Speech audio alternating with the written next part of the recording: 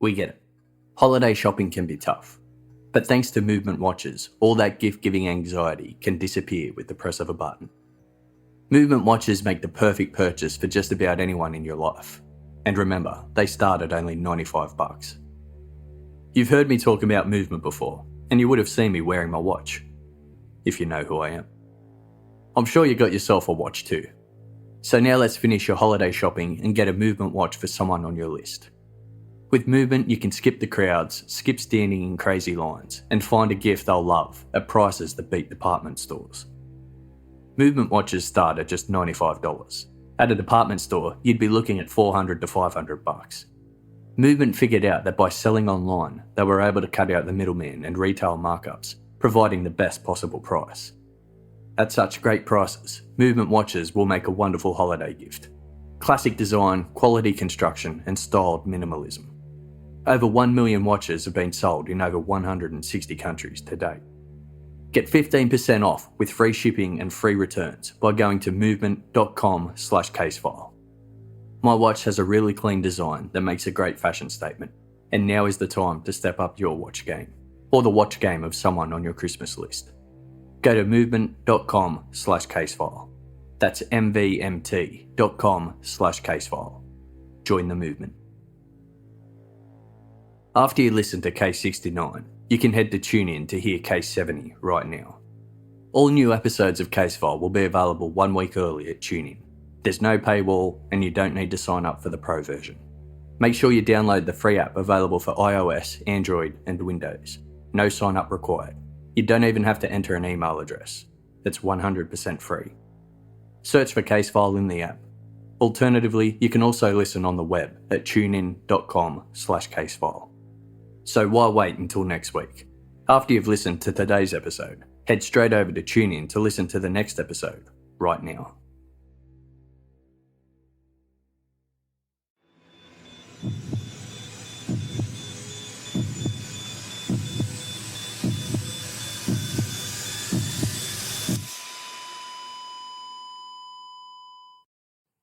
Our episodes deal with serious and often distressing incidents. If you feel at any time you need support, please contact your local crisis centre. For suggested phone numbers for confidential support, please see the show notes for this episode on your app or on our website. On the morning of Saturday, May 3rd, 1997, 33-year-old single father Gary Patterson woke up before dawn in his home in Waco, Texas. He got dressed in black jeans and a white shirt and boots. He didn't need to wear a suit to his final job interview. He had already met with one of the business partners, and they had got to know each other pretty well over the previous 3 weeks. That morning, the 7:30 a.m. flight from Waco to El Paso was the last step in the process. He would meet the company's CEO and would hopefully return home that night, the new head of a large housing development project. After a tough few years, things were starting to look up.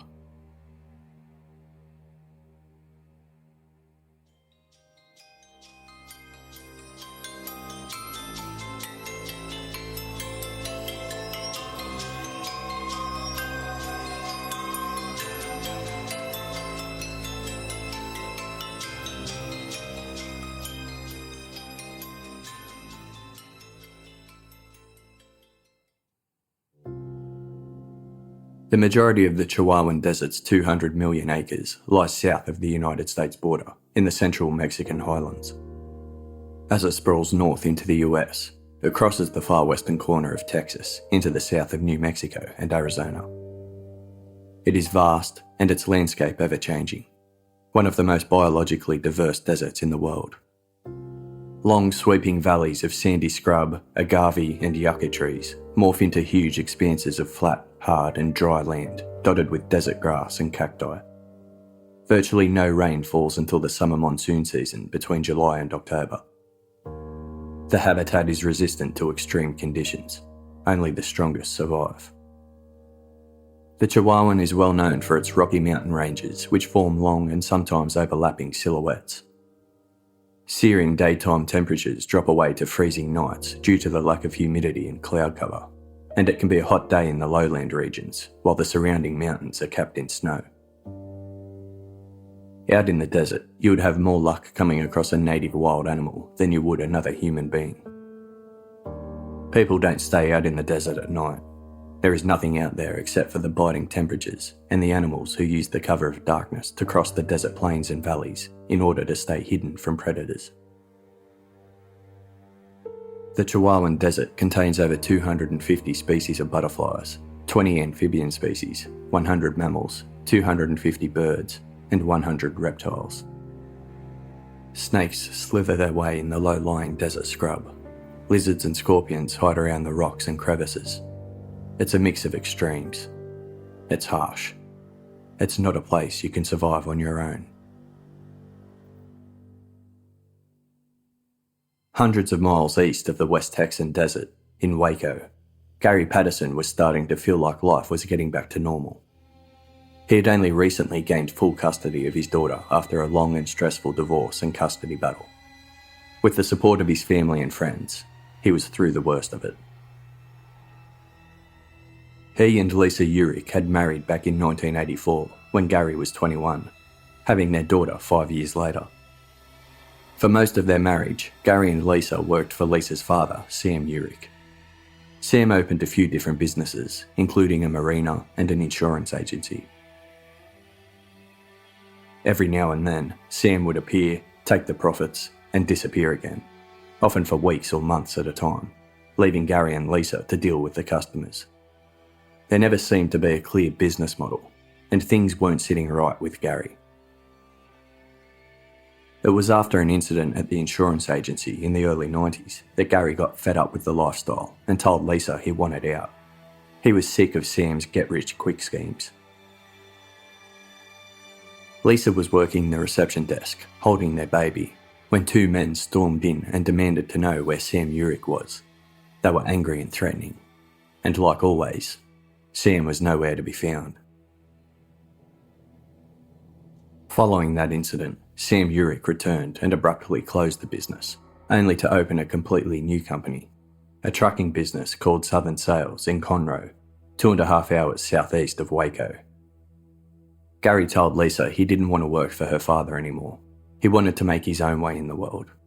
He suggested they should distance themselves from her family and get on with things alone, away from the wheeling and dealing of Sam. Gary took a job as a draftsman with Brazos Environmental and Engineering, and soon after, his marriage with Lisa broke down. Sam Urick had grown critical of his son-in-law, and a rift was created in the family. Sam began suggesting to his daughter that she should file for divorce. Lisa sided with her father, and in 1992, after 8 years of marriage, and when their daughter was 2 years old, the divorce was settled. Lisa was granted custody, with Gary granted liberal visitation rights. By this time, Sam and Gary had completely fallen out, and Sam was not happy that his son-in-law was granted any visitation rights at all. He didn't want Gary to have anything to do with his family.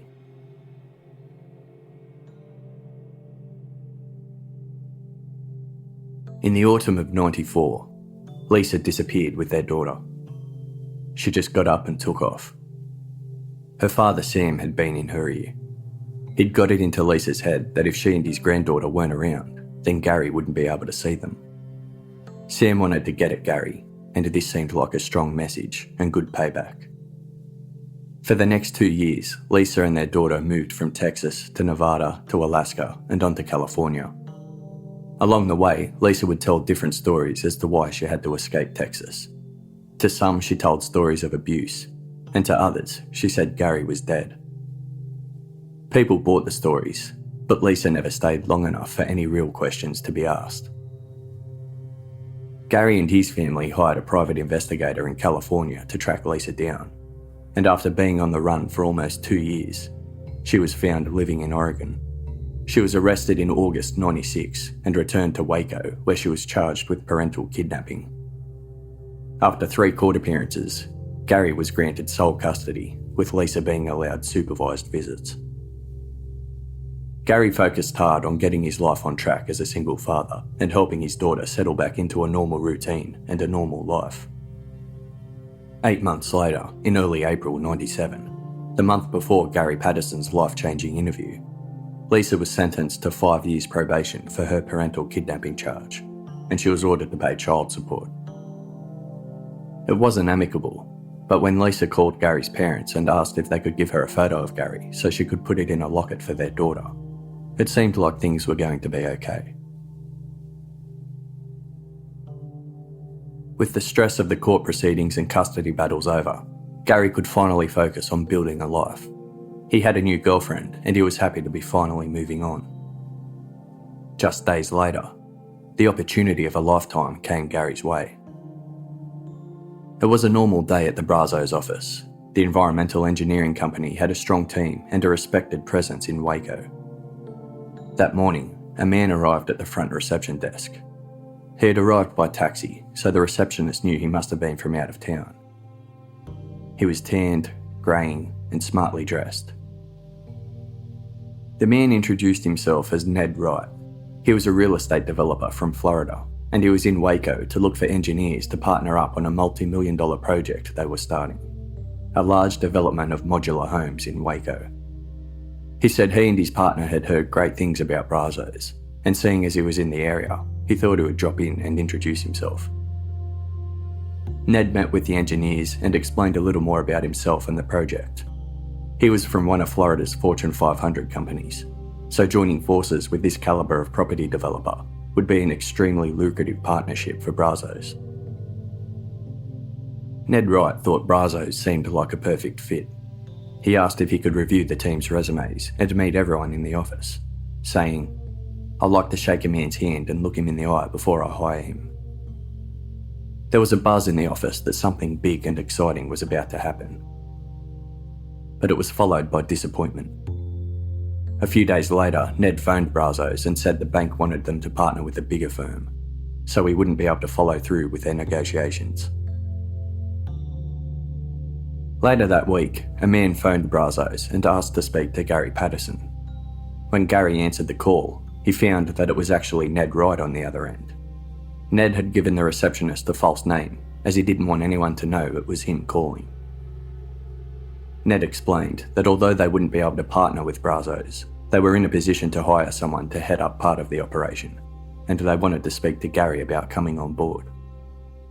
Ned had been impressed with him, but didn't want other staff at Brazos to know until they could negotiate something.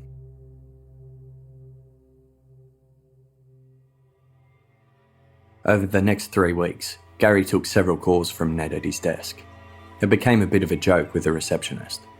She knew it was the same person, but she couldn't work out why he was giving a different name each time he called. She'd buzzed through to Gary saying, "Gary, it's that strange man from Florida on the phone, who doesn't want me to know who he is." Ned Wright explained to Gary that they were willing to offer him a higher position with a better salary if he joined them. It was a great opportunity and Gary was excited, but he kept his cool. He had kept the offer on the down low, only telling his girlfriend, his parents, and a few of his trusted workmates. Ned had returned to Florida, and he wanted to know if Gary would consider flying out there for a few days to meet Ned's partner, the CEO of the company. Gary said he'd think about it.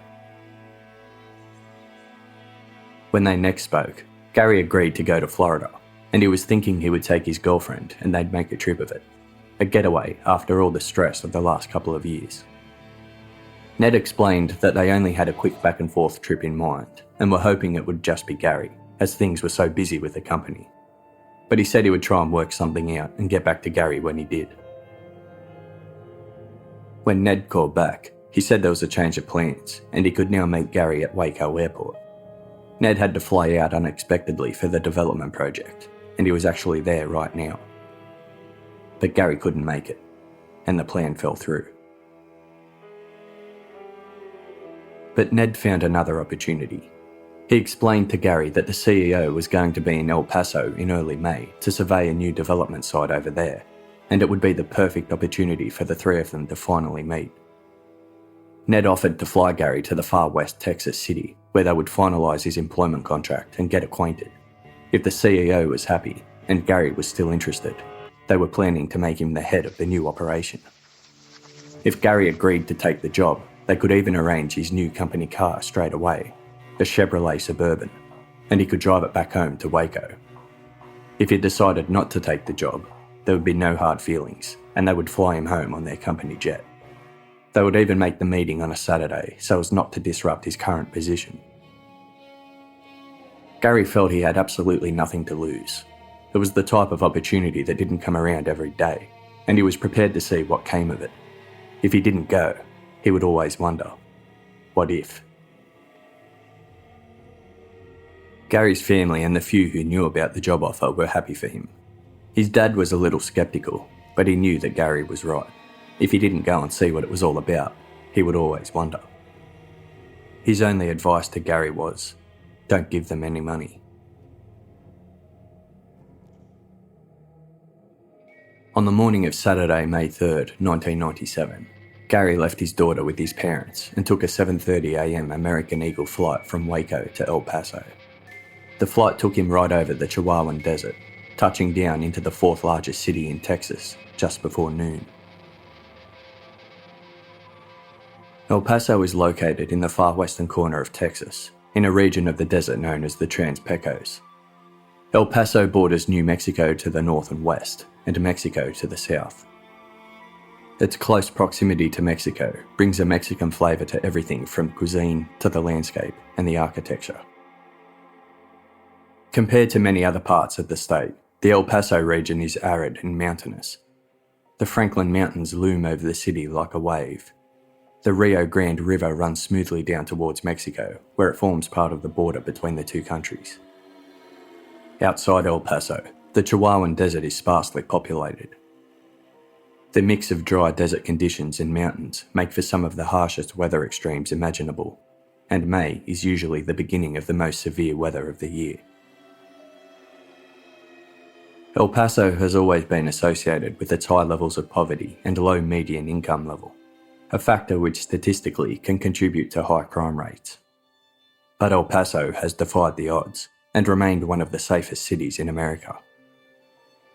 El Paso has been ranked in the top 3 safest large cities in the US since 1997, and it has gone on to win the safest city 4 years in a row in more recent times.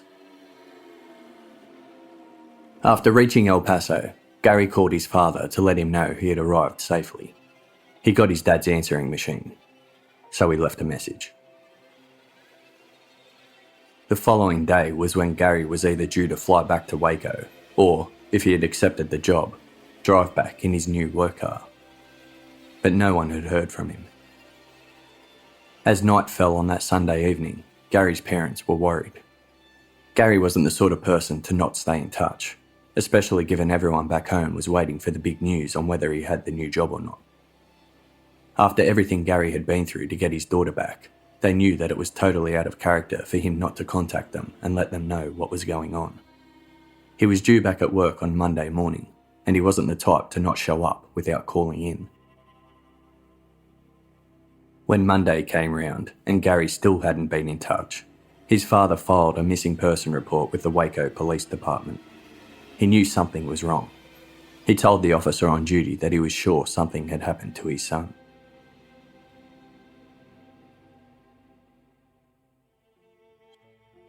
At first, it was like most other adult missing person reports. There were concerned loved ones adamant that something must have happened to Gary, and there were the police officers who were looking for more logical explanations. After their cursory checks on Gary came up with nothing, Waco investigators, Detective Steve January and Detective Christina Woodruff, went to Brazos to find out more about the job Gary was going for and the Fortune 500 company who was poaching him. When staff at Brazos put together all of the information they had on the mysterious Ned Wright, it became clear that they didn't know very much. They had his description, some brief info on his company's intentions, and they knew he was from Florida. That was about it. Back at the station, the detectives put together what they had and began to look for Ned Wright. He was described as suntanned, white male, approximately 50 years of age, 5 feet 8 inches tall, 180 to 200 pounds. The receptionist had seen Ned Wright come and go in a taxi, and Detective Christina Woodruff knew there was only one taxi company in the area, Yellow Cab, Waco, Texas, and they only had 7 cars at the most operating. By law, taxi drivers had to keep a logbook detailing where they picked each passenger up and where they dropped them off. Down at the yellow cab office, a logbook showed that a ride that went to Gary's work the day Ned Wright arrived had come from a hotel in downtown Waco called the Fairfield Inn. When they spoke to the driver, he remembered picking up the fare, but he couldn't really give them any further info about Ned Wright. So the detectives went to the hotel. They asked to see the records of people staying there in the days surrounding Ned's arrival at Brazos. There were plenty of check-in records, but no one registered under the name Ned Wright. The next thing they checked was the hotel's phone records, looking for outgoing calls to either Gary's home or work. After searching pages and pages of records, they finally got a hit. Room 125 showed a series of calls to Brazos Environmental and Engineering. Room 125 was paid for in cash. The room was registered to a man from Florida, named Ted Young. Ted Young had to leave a photocopy of his passport with the hotel staff, and detectives realised the similarities between the description of Ned Wright and the passport photo of Ted Young. Detective January took a copy of the passport photo and made a photo lineup to take to the Brazos office. One of Gary's co-workers immediately identified the photograph of Ted Young as being Ned Wright. With the mystery businessman identified, they got to work tracking Ted Young down. It was no surprise when they found out that he had no ties to any Fortune 500 development companies in Florida. For the past 2.5 years, Ted Young had actually been a federal fugitive. He had been convicted in South Carolina in a $26 million fraud case, and he was sentenced to 52 months in a federal prison. Only Ted never showed up to serve his sentence, and he had been on the run ever since. Waco police had no idea why Ted Young would target a single father with no particular wealth. There was nothing to extort. What did he have to gain? It didn't make any sense. They began contacting everyone close to Gary, hoping for some answers. They phoned Gary's ex-wife, Lisa Urick, but she wouldn't return their calls. They looked into Lisa further and learnt about the complex custody battle she had with Gary. They also learnt that just a few days after Gary went missing, Lisa hired an attorney and filed for full custody of their daughter. It was clear she was trying to use Gary's disappearance to her advantage. Next on the list was Sam Urick, Lisa's father. The detectives were aware of his falling out with Gary and also of his possible shady business deals. They gave him a call at his trucking company, 2.5 hours southeast of Waco, to see if he could shed some light on any shady deals his ex-son-in-law may have been involved in. Detective January picked up the phone and set up a tape recorder to tape the conversation. Detective Steve January is quoted on The Investigators TV show. I placed a call to him at his trucking company in Conroe in hopes of setting up an interview. I tried to persuade him to come to Waco to talk to us, but he insisted I come there. He made it clear he wanted me on his turf. And then, toward the end of the conversation, he began to say some really strange things. He started talking about my kids, my boys, even knew their names. I've had you checked out, he said, and I know how much you love your kids. And then he hung up. Detective January had no doubt that Sam Urick was trying to intimidate him. January hung up the receiver and rewound the tape in his recorder to play back the threat. But when he pressed play, he realised the tape hadn't recorded. He kicked a rubbish bin across the room in disgust. Something wasn't right. It was obvious that Sam Urick wanted the police to back off, but they didn't know why. Detective January sought the advice of local Texas Ranger, Sergeant Matt Cawthon. Texas Rangers are a law enforcement agency with statewide jurisdiction. They fulfill the role of the State Bureau of Investigation and can assist local law enforcement agencies, especially when there are jurisdictional issues or the investigation is complicated.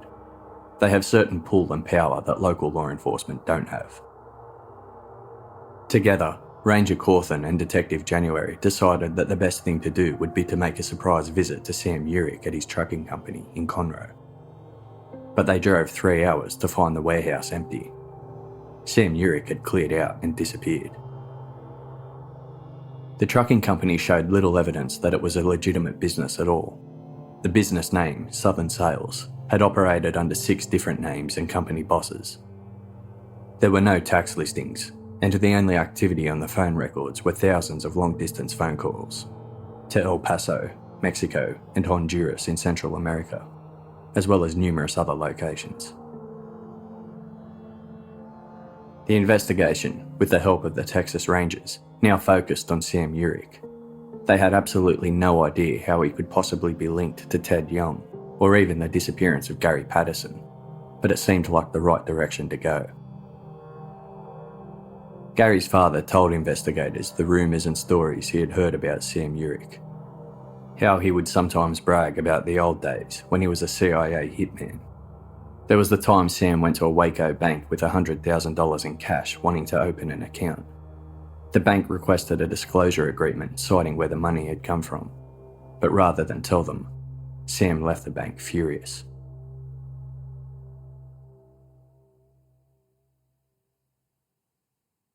Lisa Urick was eventually called in for questioning.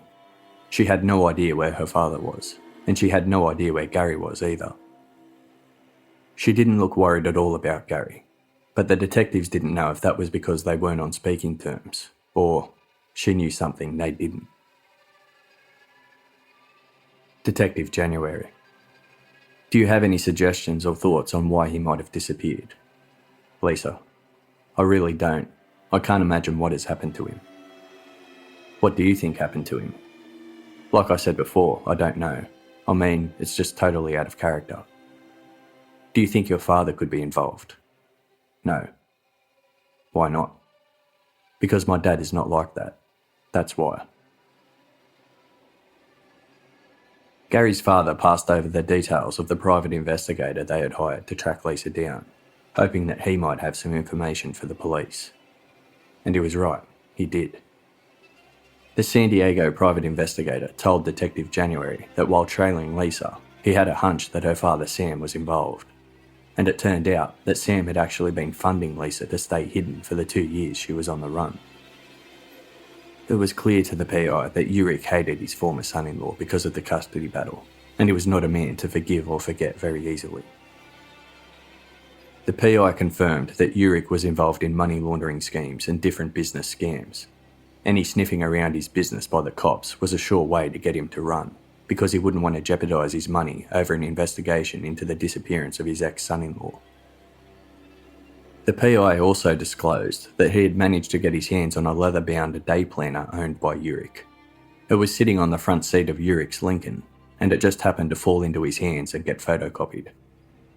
The PI gave Detective January a copy. When January received the pages, he saw it was a large list of contacts. They weren't in alphabetical order like a phone book. It was just a list of around 1,000 names and phone numbers written randomly. January got to work going through the list, and after getting through around 500 names, he finally found the one he was looking for. Ted Young.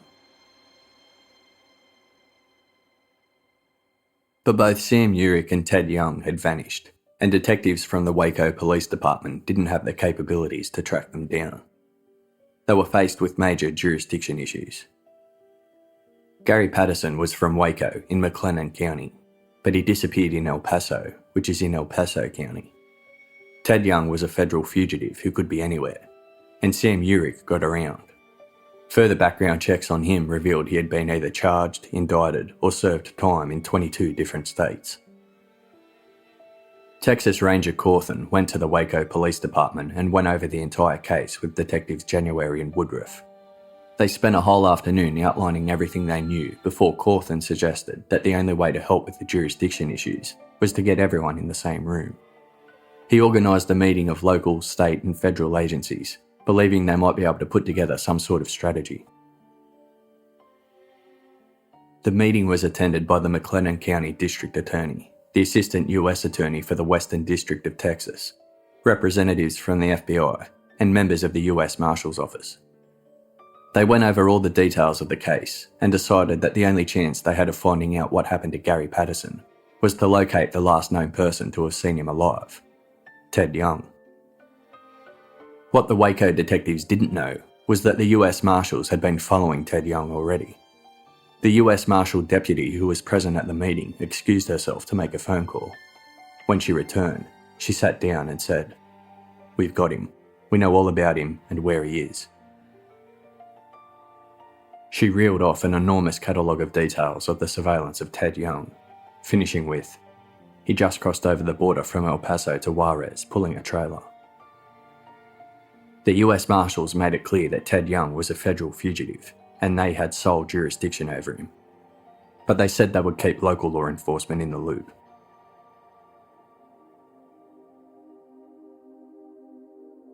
The Waco detectives had trouble reconciling that the US Marshals knew where Ted Young was, but hadn't made the arrest yet. They kept quiet, but they were troubled. And as the weeks went on and still no arrest was made, they became restless and decided to continue on with their own investigation. Getting everyone in the same room hadn't helped their jurisdiction issues. They weren't getting any cooperation from El Paso police. They had no idea what the US Marshals' plans for Ted Young were, and they were no closer to finding either Sam Urick or Gary Patterson. With the help of Waco-based Assistant US Attorney Bill Johnston, they realised that if they could somehow have Gary's disappearance viewed as a federal crime and a federal case, they would gain power to subpoena witnesses, as well as seek the cooperation of the El Paso authorities and the FBI. But the problem they had was that Gary Patterson didn't cross over state lines. El Paso was still in Texas.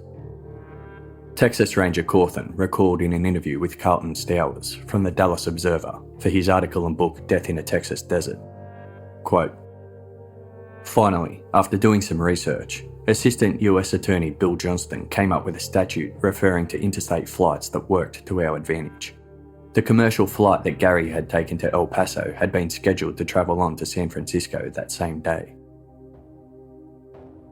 They had found a loophole to get their federal link, and soon after, the FBI officially joined the missing person investigation. They were now ready to utilise all the resources they had available to them.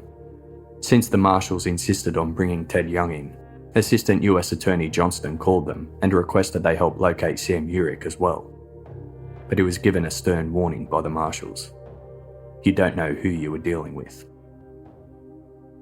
The Texan grandfather, Sam Urick's history, went far beyond what local law enforcement knew. There was a highly classified FBI investigation called Operation Circus, which named Urick as a known associate of two rogue CIA agents in the 1980s, Frank Turple and Edmund Wilson. The rogue agents had been accused of selling stolen items to terrorist countries.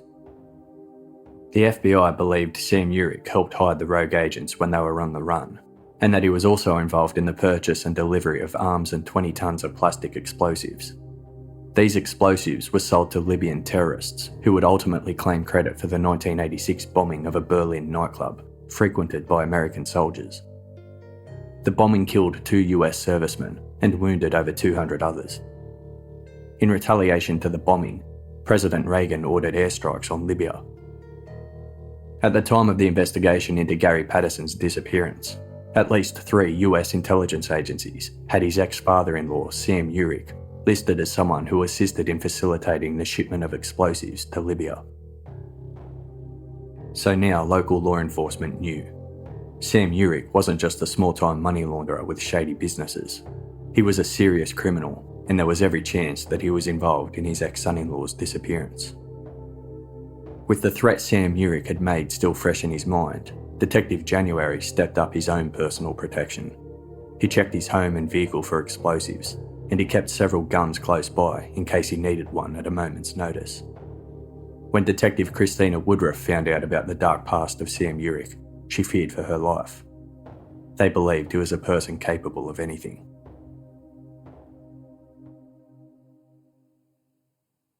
The next stage of the investigation involved Texas Ranger Cawthon and Waco detectives January and Woodruff going over every name in Sam Urick's day planner.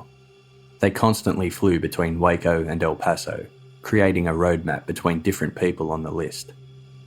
Everyone in the day planner seemed to be involved with the underside of the law in some way. Fugitives, conmen and lawbreakers dotted across the desert plains of Texas. Some people got wind that police were sniffing around and fled before they could be questioned. Other associates of Sam's, sometimes 2 or 3 times removed, gave tidbits of information. One person told detectives that Sam Urick was actually with Ted Young in El Paso the day Gary Patterson flew there. On a dusty, rocky road on the outskirts of El Paso, detectives approached the house of a man known to both Sam Urick and Ted Young, Ollie Martinez. Ollie told them that Ted was living in Honduras in Central America, and he offered to take them there personally. Ted Young might have been in Honduras. It would explain the long-distance calls from Sam Urick's trucking company to the country. But it also might have been a ruse by Ollie Martinez to get back over the border himself. When Waco investigators called through the info to the US Marshals in El Paso, they were warned that Martinez was a known hustler and conman, and he was likely just playing them. As the 1-year mark of Gary Patterson's disappearance came round, the leads finally started heating up. They interviewed dozens of Urick's associates and worked through every name in his day planner, which led them to a man named Clark Paulson. Clark confirmed that he knew both Sam Urick and Ted Young, and after some prodding, he admitted that Ted had contacted him a while ago and asked to borrow his pickup truck. On May 3rd, 1997, the day Gary Patterson disappeared, Clark Paulson delivered his pickup truck to Ted Young at the Red Roof Inn, El Paso. Paulson picked his truck up the following day in the same motel's parking lot, but he wasn't sure what Ted had used it for. Detectives then made a plan to go to an address that had come up in their extensive investigation of Sam Urick and his associates. It was a ranch in the Chihuahuan Desert, east of El Paso, owned by a long-time associate of Urick's. The ranch was on 600 isolated acres of desert. They believed that Urick often visited the ranch, sometimes staying there for weeks at a time. He would use the ranch to meet Ted Young and others, on unknown business. According to Texas Ranger Cawthon, when interviewed for the Dallas Observer for the book Death in a Texas Desert, quote, "When we arrived out there, this old Dodge Charger comes racing down a hill, spewing dust 20 feet into the air. The driver was head of security for the ranch, ex-military, and it turns out, a real police buff. When we gave him a general idea of what we were up to, he said he was glad someone was looking at the place, because he was pretty sure whatever was going on there wasn't legal. To my surprise, he agreed to meet with us when he got off work." The security guard told Cawthon and Detective January that he had walked every inch of the 600-acre ranch. They asked him if he had ever found any bones out there, and he said yes, many. They were on his workbench. He collected the bones and bleached them. He showed Cawthon and January his collection. Many looked like animal bones. But then he pulled one from the box that made the officers stare at each other. It looked human. Cawthon explained that they would like to have a forensic anthropologist examine it. "Be my guest," the security guard replied. Dr. Susan Mackey Wallace only needed one quick look at the bone as it was pulled from Cawthon's briefcase. "It's a human arm," she said. After a few quick measurements, she confirmed it could very well be the bone of a male in his early 30s.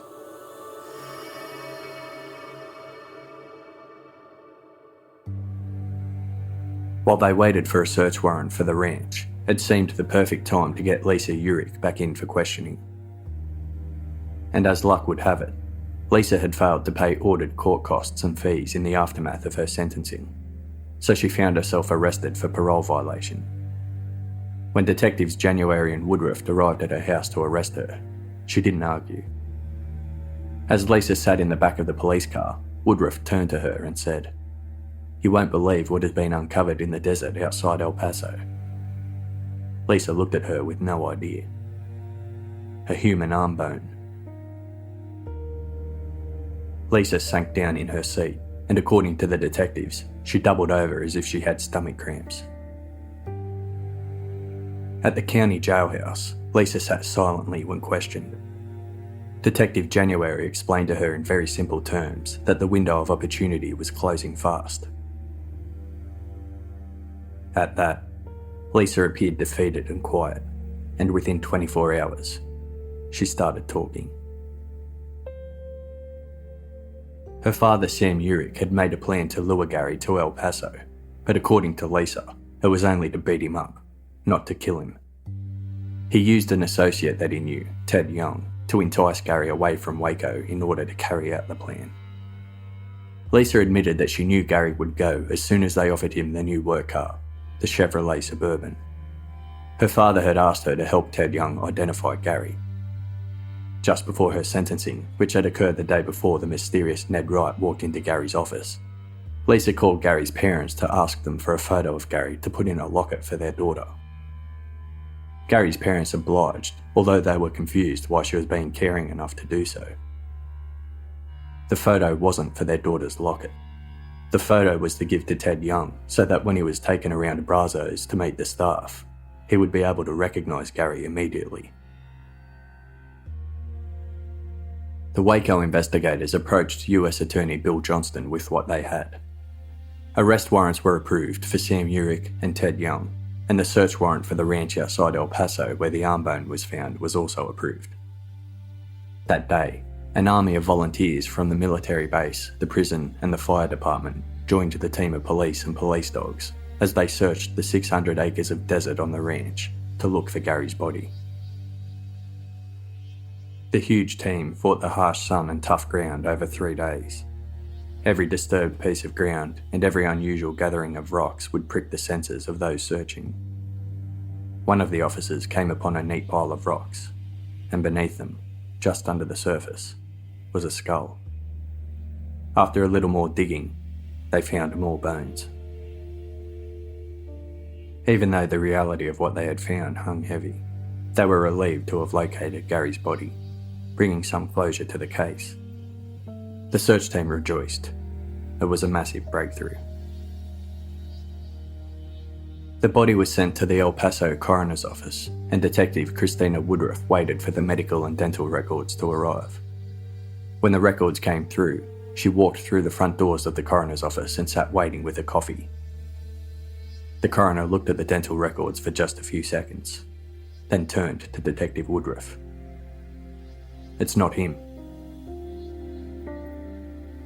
Woodruff felt herself slip to the floor. How could it not be Gary Patterson?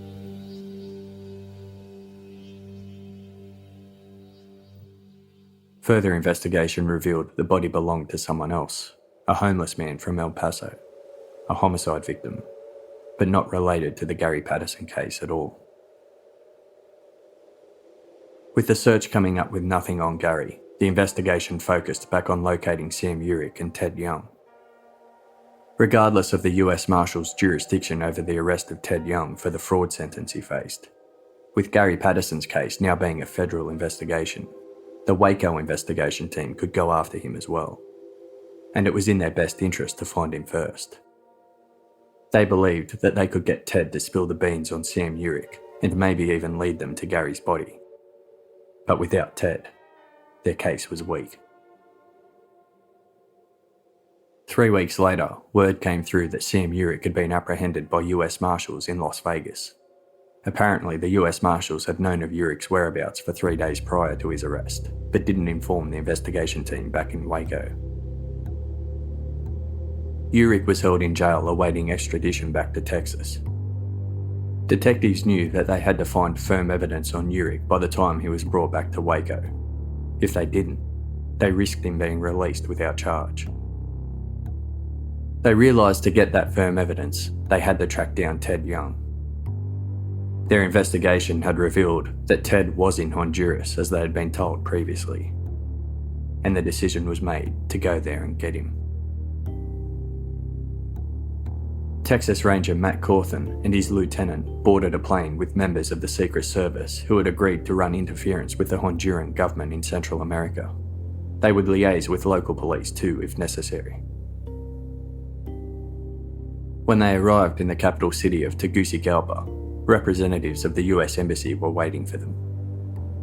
Never before had the Texas Rangers been involved in an arrest of this magnitude. They had never travelled so far, been involved with so many different agencies, or been this deep into an investigation. It was uncharted waters.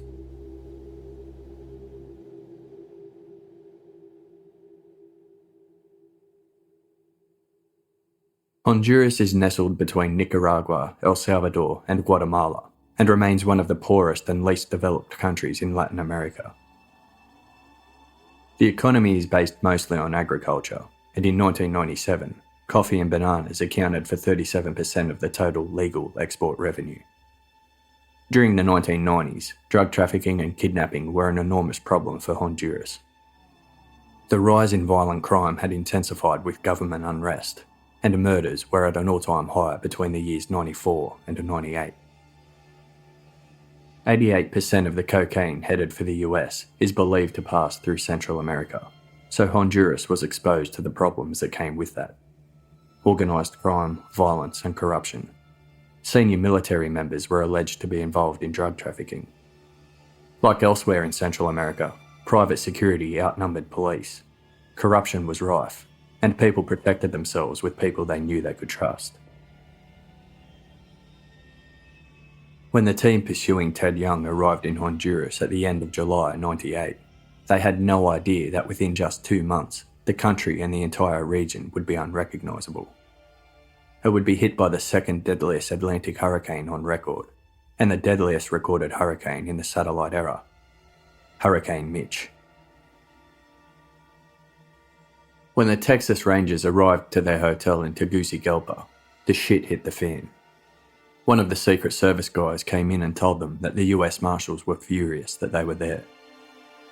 The same US Marshal that had attended the meeting in Waco, the one who had taken the phone call and told them to back off Ted Young as he was the sole jurisdiction of the US Marshals, had just phoned Washington to get the Waco investigators kicked out of Honduras. But while officials were disagreeing back in the US over who had jurisdiction over Ted Young's arrest, the Waco team in Honduras continued tracking him. They got into a van outside their hotel and drove 4 hours north to San Pedro Sula. They had word that Ted Young was there. The road between Tegucigalpa and San Pedro Sula can be dangerous. Rock slides are common, especially in the wet season, which they were in. Traffic signs are often unmarked or inadequate, and the traffic is heavy with trucks and buses. Because of the high incidence of carjackings, international tourists are advised to drive with locked doors and to be wary at traffic stops. It's advised not to drive at night.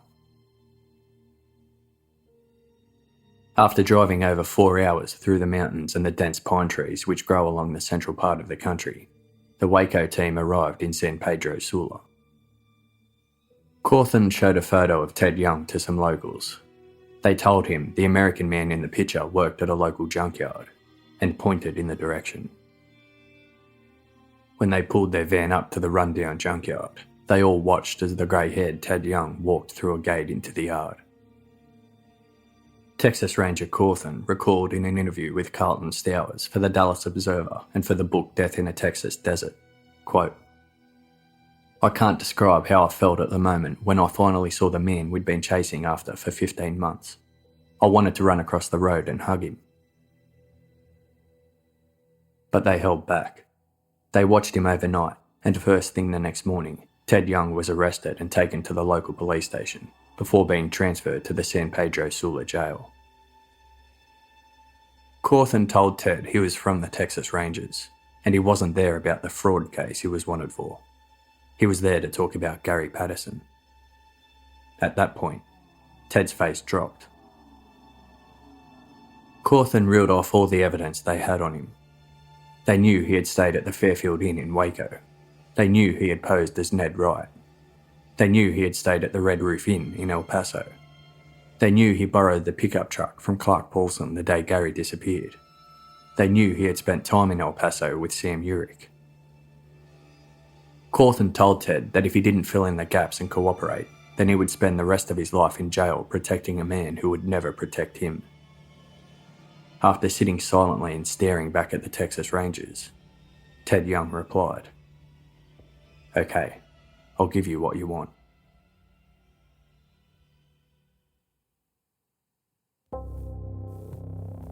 Ted Young told them the entire story.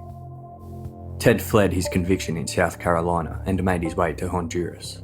He had been travelling back and forth to the US on his twin brother Fred's passport.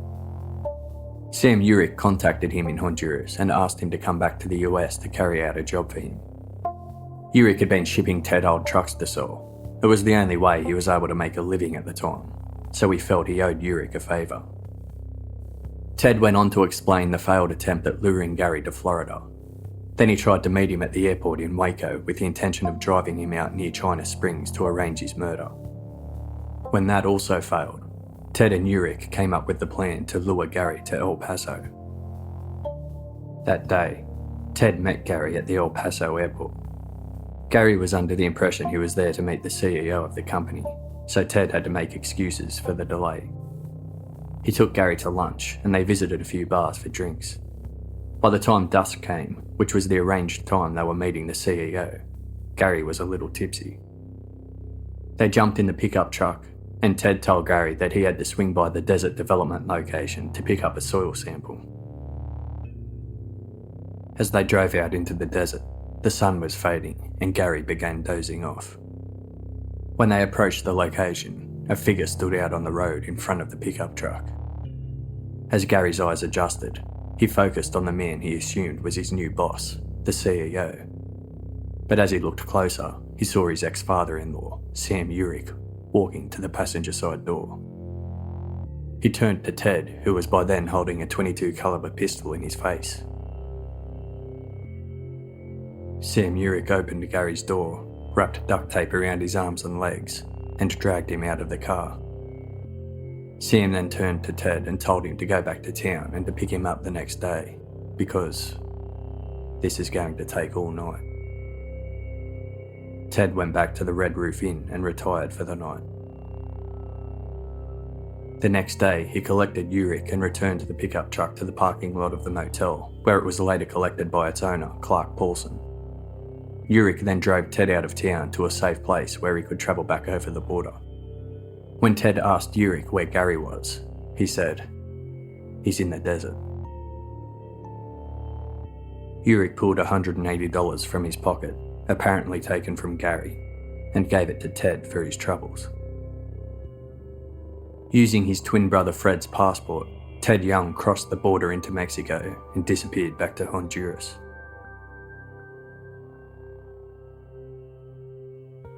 After hearing his story, Ranger Cawthon had one more thing he needed Ted Young to do. He slid a notepad in his direction across the table and asked him to draw a map of where he and Gary had met Sam Urick. Ted explained that originally he was supposed to take Gary to a ranch they knew, which sat on 600 acres east of El Paso. But security were walking around, so they moved to an area adjacent to that property. Cawthon knew exactly what ranch he was referring to. It was the ranch where they had found the remains of an unrelated murder victim during their search for Gary. Ted drew a map to the spot Urick had dragged Gary from the pickup truck. From San Pedro Sula, the Texas Rangers got in touch with Detective January, who was in El Paso. That day, January had arrested Clark Paulson for misprision of felony, which is the knowledge and concealment of a felony. Paulson was the man they had questioned earlier, the man who had lent Ted Young his pickup truck. January couldn't believe what he was hearing on the phone. Cawthon said, "Get a search party together. I'm faxing you a map, and with it, you're going to find Gary Patterson's body."